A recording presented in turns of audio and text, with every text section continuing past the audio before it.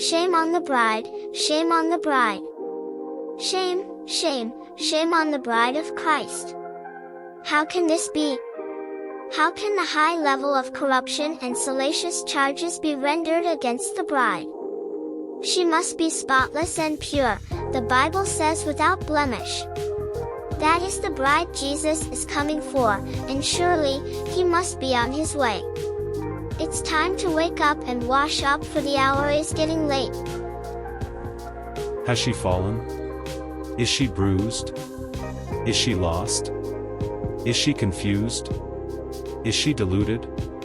Asleep? In a dream? Awaken, my sweet darling. You have not been cast down. You've been caught in a whirlwind. Are you a prisoner in Satan's scheme? It's time to break free.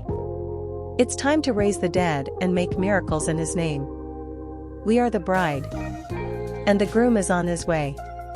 Wash up and clean up. The bride must be ready when he comes. Don't lose your soul. Believe in Jesus and his free gift of salvation. We are going to see the King. This is Chevy Cool Lady with a little poem to encourage my sleeping family.